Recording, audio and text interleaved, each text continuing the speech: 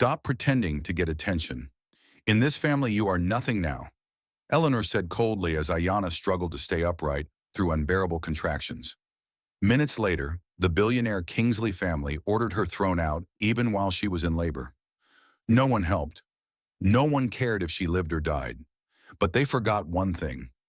Ayanna was the sharpest financial analyst they ever had. And when a mother is pushed into a corner, she does not just survive. She strikes back in a way that shakes the entire financial world.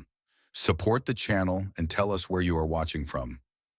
Never underestimate the strength of a mother. Ayanna Chisomo moved slowly through the softly lit nursery, her hands resting on the curve of her stomach. At 9 months pregnant, every step carried both weight and hope.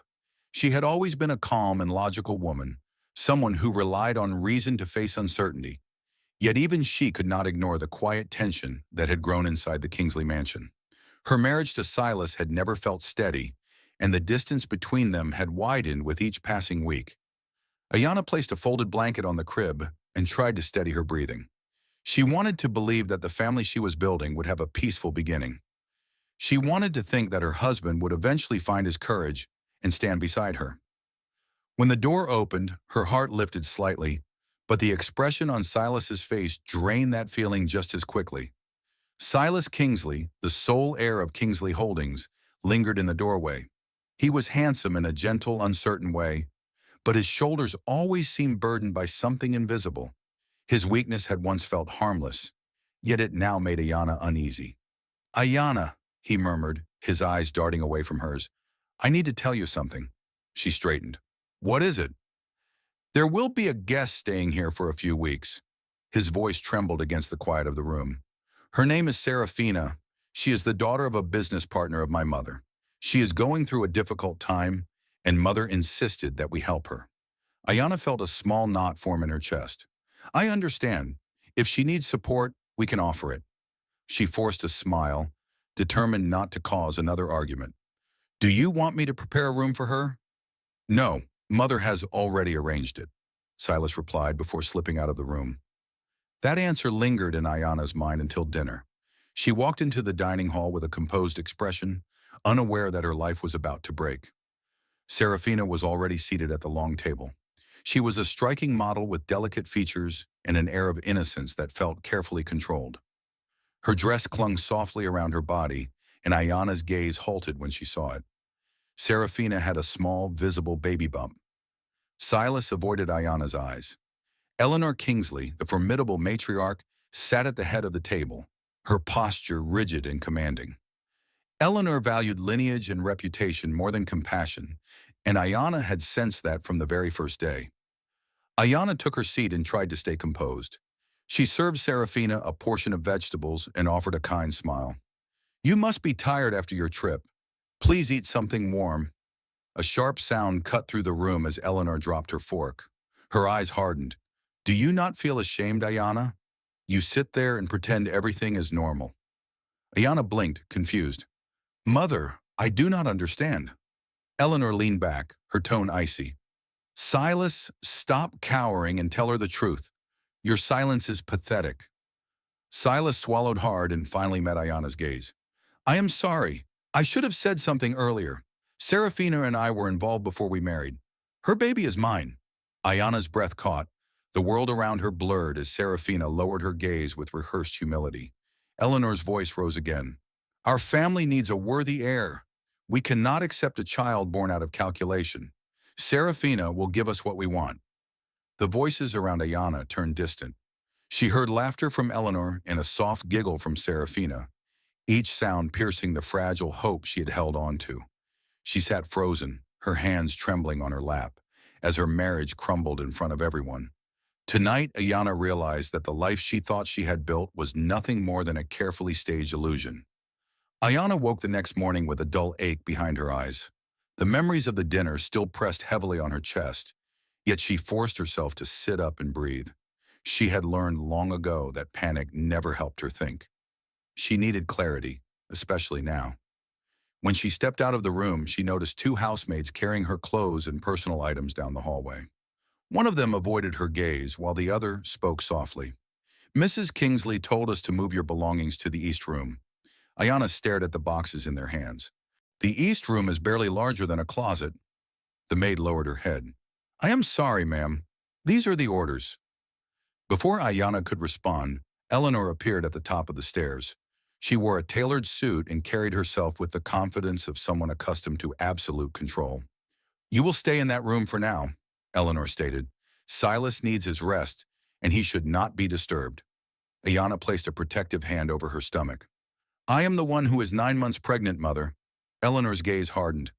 Do not test my patience, Ayana. Your presence has become disruptive. The sooner you understand your place, the better. Ayana felt anger rising, but she swallowed it. Yes, mother. As she followed the maids to the small room, she noticed the nursery door was open. Curiosity pushed her closer. The sight inside struck her like a blow. The pastel colors she had chosen were gone. The walls had been repainted in a pale pink shade that Serafina preferred. New furniture had replaced the ones Ayana carefully picked. Her heart twisted when she saw a delicate bracelet on the dresser. It had once belonged to Eleanor's grandmother, a piece Eleanor had gifted Ayana as a welcoming gesture. Now it rested on Serafina's wrist as she walked around the room with a pleased smile. Serafina turned toward Ayana with an expression of gentle apology. I hope you do not mind the changes. Eleanor said it would be better for the baby if the room matched my tastes. Ayana steadied her breathing. It was meant to be my daughter's room. Serafina touched her own small bump while giving Ayana a sweet look that felt almost mocking. I am sure the next one will be perfect for you. Ayana left the nursery before her emotions betrayed her. She walked into the cramped east room, sat on the edge of the bed, and stared at the boxes. For the first time since the dinner, she let a single tear fall. It was not weakness. It was clarity. She understood now that nothing in this house would ever belong to her, not even the child she carried. Silas appeared later that afternoon. He stood awkwardly near the door, unable to step inside. Mother thinks you misunderstood everything, he began. You are overreacting. This is only temporary. Ayana looked up, her eyes calm. Temporary until what, Silas? Until Serafina takes my place completely? His jaw tightened. You know this situation is complicated. You are making it harder. I am making it harder, Ayana asked quietly. You lied to me. You let them humiliate me. You let them touch the room I built for our child. Silas rubbed the back of his neck, searching for comforting words he could not find. Try to be reasonable. This arrangement is for the good of everyone. Ayana could hear the rehearsed line in his voice. Eleanor had been whispering into his ear again. That night, long after the mansion fell silent, Ayana reached under her pillow and retrieved the old phone she had hidden. Her mind moved with precision. She recorded Silas's earlier conversation. She organized files she had copied from his computer months ago. Each step steadied her.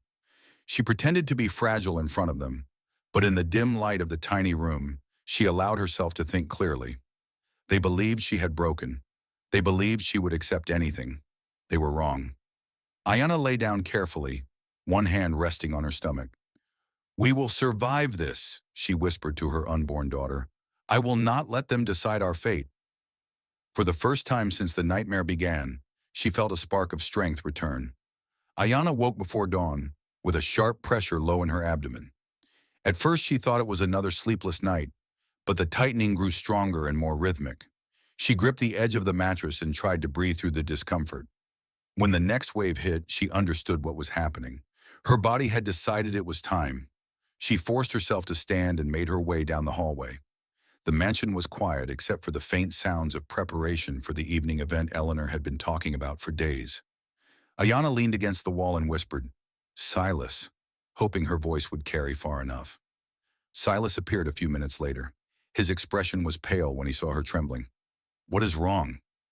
I think I am in labor, Ayana said, her breath uneven. The contractions are getting stronger. I need to go to the hospital.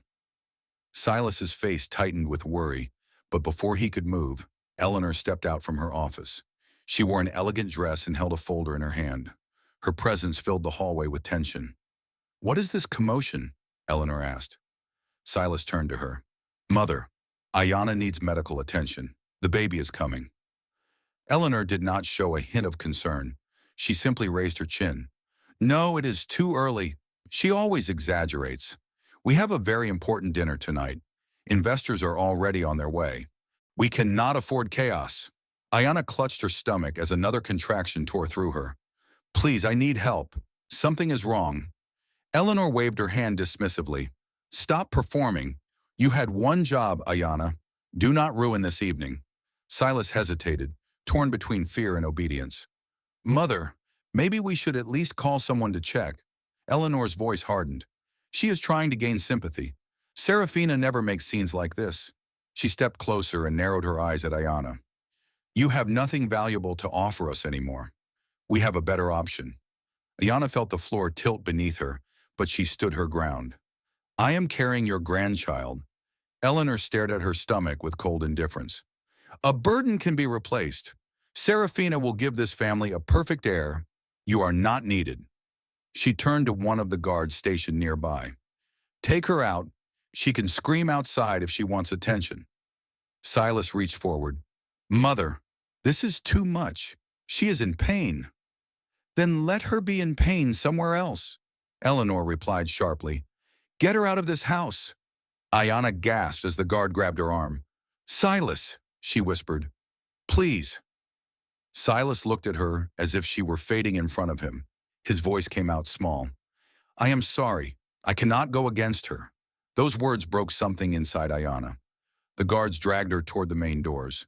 She stumbled down the steps as the contraction twisted through her again. Her breath shook, and her hair clung to her damp forehead.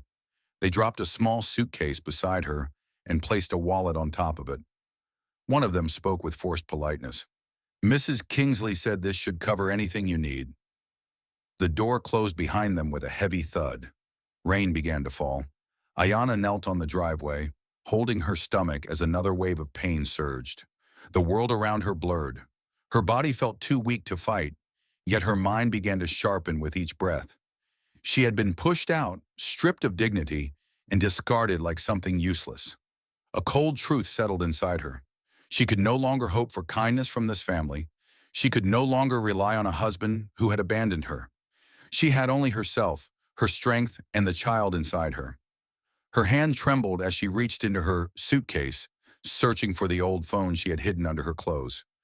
She pressed the emergency number. I need an ambulance, she said, her voice raw. Please, hurry. As she waited, the rain soaked her clothes and cooled her burning skin. She whispered to her child, I will get you through this. I will not let them take anything else from us. It was the final moment of her old self. Pain had turned into resolve. Fear had become clarity. Ayana was done breaking. The ambulance doors swung open, and Ayana was rushed inside the bright hallway of the hospital. Her body shook with exhaustion as nurses guided her onto a bed. Their voices blended into one steady stream, giving instructions and reassurance. She tried to stay conscious, but the pain kept dragging her toward the edge. Stay with us, ma'am, a nurse urged. Your baby is almost here. Hours passed in a blur of pressure, fear, and effort. When the final push came, Ayana felt the world split open around her. A thin cry followed, soft yet determined. Ayana reached out weakly, tears forming in her eyes. My baby, she whispered, but the nurse hesitated before placing the infant in her arms. Another doctor approached, his expression gentle but serious. Your daughter is breathing, but she needs support, he said. She experienced delayed oxygen flow during labor. She must stay in the neonatal unit for observation. The words cut deeper than the contractions. Ayana felt the room tilt, and she clutched the sheet beneath her. Is she in danger? We are doing everything we can, he replied. She will be monitored closely. When they wheeled her baby away, Ayana lay still, staring at the ceiling. Her heart ached with a mixture of relief, terror, and anger. Everything that happened to her child was a direct result of the cruelty she had endured. The Kingsley family had not only broken her spirit, they had endangered her daughter's life. Her grief sharpened into determination. A few days later, once she could sit up without pain, she asked the nurse for her personal bag. Inside was the old phone she had held on to so fiercely. She powered it on and scrolled through the recordings she had gathered. Eleanor's cold orders, Silas's dismissive words, the threats that had pushed her out of the mansion. Every file strengthened her resolve. She reached for the hospital telephone and dialed a number she had memorized long before this nightmare began. Julian Vance answered on the third ring. Julian Vance was a financial attorney known for his ruthless precision in court. He had earned the nickname Vulture for his habit of dismantling corrupt empires. Ayanna had once met him during a professional event years earlier, back when she still believed her life with Silas could be built on trust. She remembered him as sharp, observant, and impossible to intimidate. "Julian Vance speaking." "Mr. Vance," Ayanna said slowly, steadying her voice. "This is Ayanna Chisomo. We met at the Newbury conference." There was a short pause, followed by a shift in his tone. "I remember. Are you all right? You sound weak." "I gave birth 2 days ago," she said. "My daughter is in the neonatal unit because I was denied medical care. I was thrown out of the Kingsley mansion while in labor." Julian exhaled sharply. "Tell me everything." Ayanna explained the events, each detail resurfacing with painful clarity. She described the dinner, the betrayal, the manipulation, and the moment she was pushed out into the rain. Julian listened carefully, interrupting only to ask brief questions. When she finished, he said, "What do you want from me?"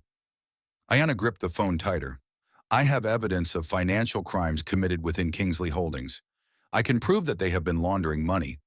I want justice for my daughter. I want my rights. And I want you to help me make them answer for what they have done." There was another brief silence. Then Julian replied, "If your evidence is solid, this will be the biggest case of my career. I will take it, but I need your cooperation and your clarity." "You will have both," Ayanna said. "I will not be powerless again." "Good," Julian said. "Then we begin immediately." When Ayanna hung up, she stared through the glass window at the small silhouette of her daughter sleeping in the neonatal crib. Her child was fragile, yet strong enough to fight. Ayanna felt the same strength rising in her. She would no longer allow anyone to dictate her life. She would rebuild from the ruins they left behind, and she would make sure the Kingsley name trembled at the sound of her own.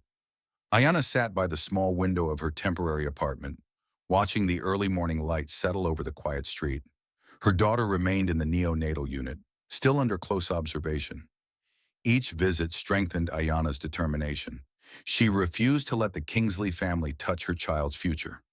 She refused to let their cruelty define the rest of her life. Julian arrived right on time, carrying a laptop bag and a folder filled with documents. He looked sharp and composed, a man who thrived on dismantling powerful enemies. When he stepped inside, he studied Ayanna carefully. "You look stronger today," he said. "I have a reason to be," she replied. "Please sit. We have work to do." Julian placed the folder on the table and opened his laptop. "I reviewed the files you sent last night. Your husband's financial history is a disaster. He has signed off on several transactions that can expose the entire company." Ayanna nodded. "Silas often asked for my help when he was overwhelmed. He was careless. He trusted me to organize everything. That gave me access." Julian leaned back, impressed. "You are meticulous. You documented everything. These records alone can open an investigation. But we must be strategic. If we attack too early, they will bury evidence. We need to control the timing." Ayanna folded her hands together. "What is the first step?" "We start by creating pressure," Julian explained. "Something small enough to seem harmless, yet detailed enough to make people suspicious." He pulled up a file on his screen. It contained reports about a foreign real estate project Kingsley Holdings had invested in. Ayanna recognized the numbers immediately. She had noticed inconsistencies months ago, but Silas told her it was simply a delay in reporting. Julian pointed at the screen. "This project is being used to move money. If we leak just a portion of this information to the right journalist, it will raise questions without revealing our involvement." Ayanna considered the idea. "Who will you contact?" "A financial investigative reporter named Claudia Merritt.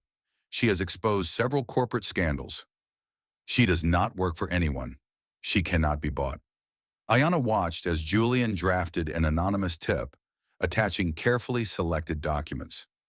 He made sure the files pointed to wrongdoing, but did not reveal the full scope. When he finished, he pressed send. "There," he said, "the first spark." Ayanna felt her chest tighten, not from fear but from anticipation. What about the board members? They are loyal to Eleanor. Even loyalty has limits, Julian replied. He opened another file. You will send a few anonymous emails to key members. Nothing incriminating, only enough to make them doubt each other. Ayanna typed slowly, choosing her words with precision. She hinted that someone inside the company was preparing to expose their secrets. She implied that signatures on certain transactions could become evidence. She referenced real dates and sums, ensuring the warnings felt credible. When she finished, Julian nodded in approval. They will panic, he said. They will start looking for a traitor. That alone will shake their confidence. Ayanna exhaled a long breath. I never imagined I would be doing something like this. Julian met her gaze. You are not doing this out of spite. You are doing it because your child deserves safety. You deserve justice. Remember that. Ayanna felt warmth rise behind her eyes, but she pushed it back. She could not afford to break down, not when she had fought so hard to stand again. Later that evening, the first article was published. It did not name Kingsley Holdings directly, but the description of the money laundering scheme was unmistakable. Online discussions erupted. Investors began calling for clarification. Regulators requested documents. Ayanna held her phone as the notifications multiplied. For the first time since she had been thrown out in the rain, she felt a small surge of triumph. It was not revenge. It was closure beginning to take shape. This was the first move, and it was only the beginning. Kingsley Holdings slipped into chaos far faster than Ayanna expected. The morning after the article was published, every major financial channel questioned the mysterious foreign project described in the report. The descriptions matched a known Kingsley investment, and analysts began speculating openly. Within hours, the company's stock value dipped, and board members exchanged tense messages that were later leaked online. Inside the mansion, Eleanor Kingsley paced across the living room with a fury that made the staff tremble. Her voice echoed through the halls. Who dared expose us? Someone inside this family is working with outsiders. Silas stood nearby, wringing his hands. He looked exhausted, with dark circles beneath his eyes. Mother, it might be a coincidence. The article never mentioned us. Do not insult my intelligence, Eleanor snapped. The timing is too precise. Someone is feeding our enemies information. Silas opened his mouth to speak, but Serafina glided into the room, one hand resting delicately on her small bump. She offered Eleanor a sympathetic smile. Perhaps someone in the board is unhappy. You know how ambitious they can be? Eleanor narrowed her eyes. Perhaps. Or perhaps someone closer to us is weak enough to betray the family. Silas flinched. Mother, I have done everything you told me. Have you? Eleanor demanded. Your mistakes are all over the documents the board is reviewing. You signed the transfers that are now under investigation. I was under pressure, Silas muttered. Eleanor's eyes filled with disappointment. Excuses will not save us. Serafina hesitated before speaking again. Maybe there is a way to stabilize things. Your husband trusts me. I can speak with him. He might agree to reshuffle some board positions. Eleanor studied her with interest, unaware of the calculation behind the soft expression. Serafina had already begun setting her sights higher. Silas's value diminished the moment the scandal broke. She had discovered that Silas's father, a man with wealth and influence, responded more eagerly to her charm than his son ever did. While the Kingsley home boiled with suspicion and tension, Ayanna sat beside her daughter's crib in the neonatal unit. The steady rhythm of the machines comforted her more than anything else could. She reached through the small opening and gently held her daughter's tiny fingers. Everything I am doing is for you, she whispered. Later, Julian arrived with a calm expression that contrasted the storm brewing outside. The article caused exactly the confusion we needed, he reported. Investors are demanding answers. The board is panicking. Your emails have made them suspect one another. They cannot defend themselves if they do not trust each other. Ayanna nodded. What is our next step? Julian placed a document on the table. This. It is time to file for divorce and request full custody. You will also demand a substantial financial settlement based on the emotional and medical neglect you suffered. Ayanna stared at the papers. Her heartbeat quickened, but not from fear. They will erupt when they see this. Good, Julian replied. The more pressure they face, the more mistakes they will make. Ayanna signed the documents with steady hands. Once the papers were filed, Julian ensured the Kingsley legal team received them discreetly. He wanted no dramatic confrontation yet. Silence was more suffocating. That afternoon, Eleanor received the notice. Her face turned pale with rage as she read. "She dares file for divorce? She dares demand custody." Her voice trembled. "She is trying to destroy us." Silas stared at the letter as though it were written in a language he could not understand. Ayanna would never do this. She is not the type to retaliate like this. "Saturn, then you never knew her," Eleanor muttered. In the corner of the room, Serafina watched the exchange with concealed satisfaction. The more chaotic the Kingsley household became, the easier it was for her to shift alliances. Meanwhile, Ayanna stepped outside the hospital to catch a small breath of fresh air. The sky had begun to clear, and sunlight touched her face. She felt lighter, not because the battle was over, but because she had taken control. With each move she made, the empire that once tormented her trembled a little more. She no longer felt invisible. She felt powerful. The annual press conference of Kingsley Holdings was the most anticipated event of the year. Investors, journalists, and partners gathered in the grand hall decorated with crystal fixtures and expensive floral arrangements. The atmosphere was tense. The recent scandal had shaken confidence, and everyone expected the Kingsley family to provide answers. At the center of the stage stood Silas's father, Theodore Kingsley. He was a powerful man with a commanding presence, someone who believed his voice could silence any dissent. He adjusted his tie while reading over the prepared speech, trying to compose himself. Eleanor sat in the front row, her posture rigid as she scanned the crowd with a sharp gaze. Serafina sat beside her, dressed in a soft blue dress and cradling her small bump to draw attention. Silas stood off to the side, pale and restless. He looked like a child waiting to be punished. The weight of the company's impending downfall pressed heavily on him, but he lacked the strength to confront it. Theodore stepped forward and spoke into the microphone. "Thank you all for coming. Kingsley Holdings has always upheld the highest standards of integrity. Recent speculation regarding our foreign project is exaggerated and misinterpreted. We intend to clarify every concern to maintain your trust." Before he could continue, a sudden burst of static echoed through the hall. The speakers crackled. Theodore paused, annoyed. Then a cold voice filled every corner of the room. "She is trying to gain sympathy. You have nothing valuable to offer us anymore. We have a better option." Eleanor's face drained of color. The entire hall froze as the recording continued. "Take her out. She can scream outside if she wants attention." Gasps filled the room.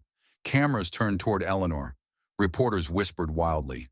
Silas stumbled back, horrified. "Mother," he breathed. How is that possible?"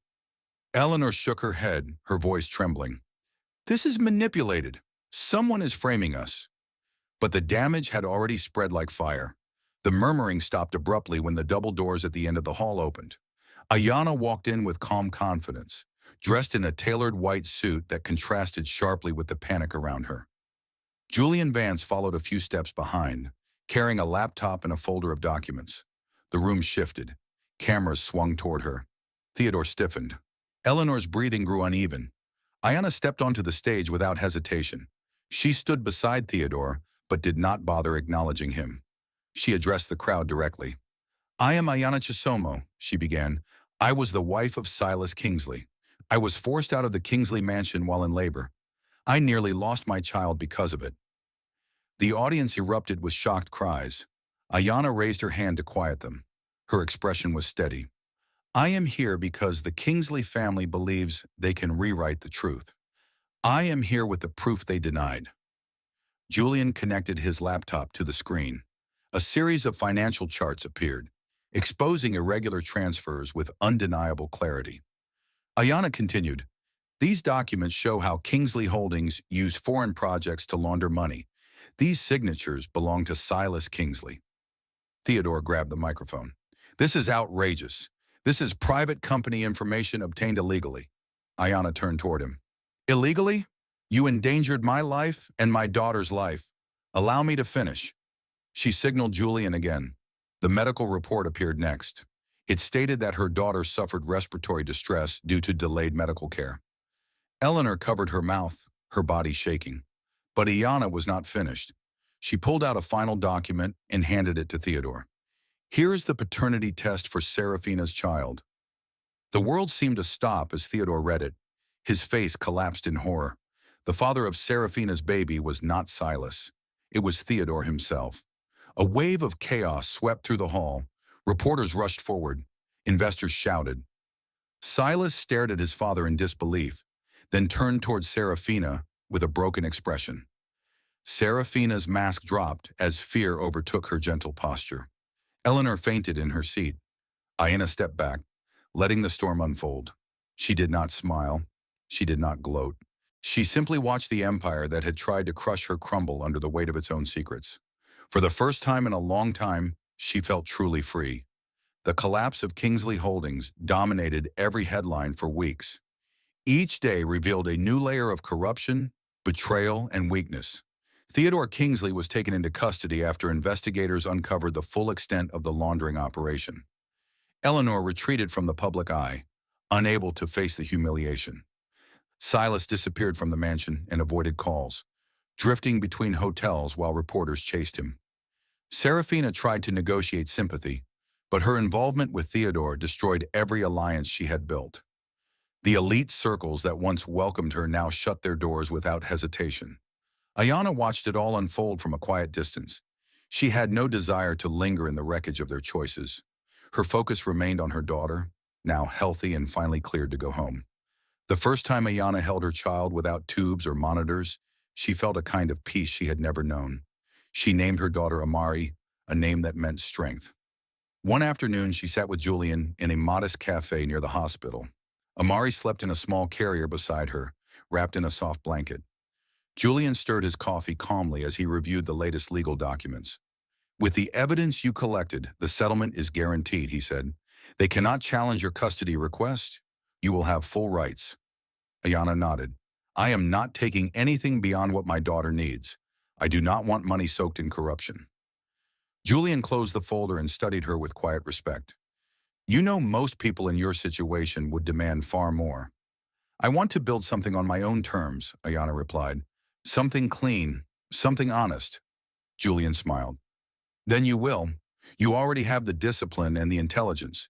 If you ever need assistance with starting a company, I would be glad to help. Thank you, Ayanna said softly. Over the next year, Ayanna transformed her life step by step.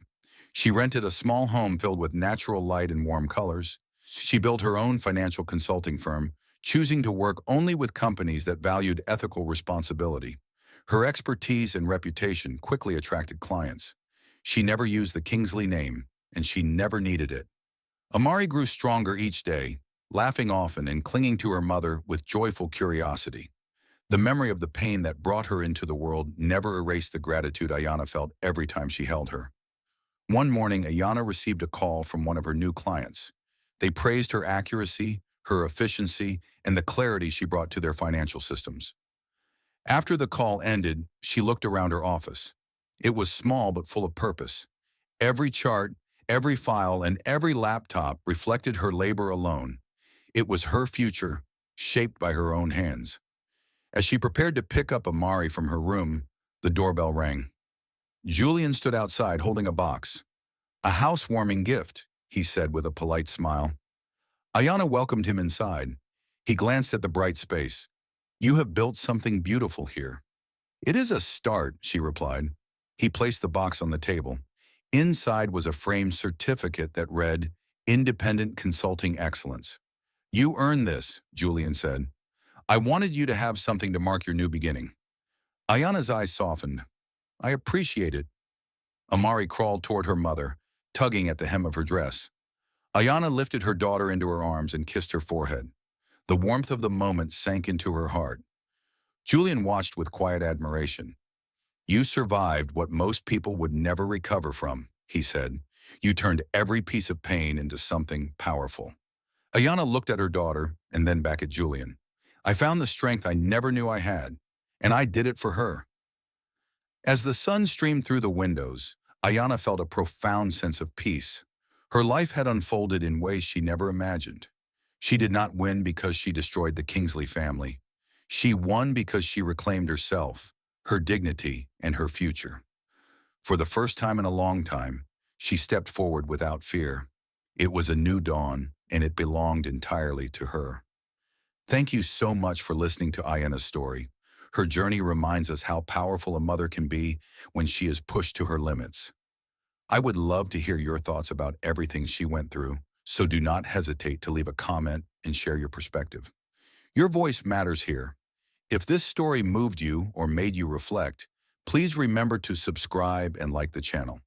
Your support helps us bring more stories that inspire, challenge, and stay with you long after they end. Thank you again for being here.